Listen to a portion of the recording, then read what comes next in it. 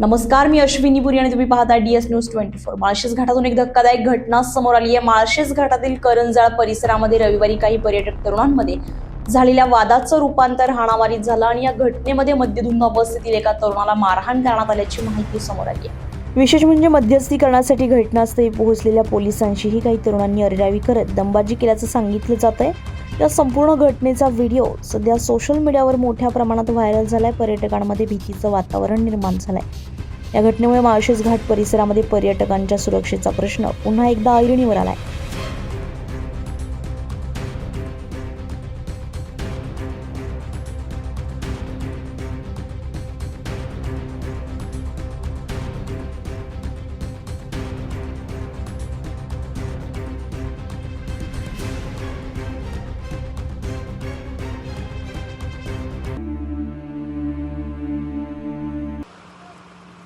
ए दादा, का मारले? तुला काय मारलं त्यांनी?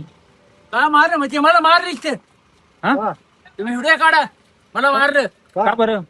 का बरं मारलं? मग पोलीस काय म्हटले आता? पोलीस काय म्हणले नाही, पोलीस काय करत नाही, का काहीच करत नाही पोलीस। का? बेग नाही पोलिसांचा। इथं कशामुळं पण मारलं का तुला? मी इथं आलो, का? हा. गाडी माझी पडली, हा ठीक आहे, हा चालेल, पण इथं सगळ्यांना मला मारून गेले।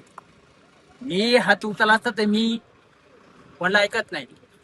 कशामुळे नाही ऐकत दादा? कशामुळं? कुठला आहे दादा? कुठला आहे तू? तळांचं इथं हा?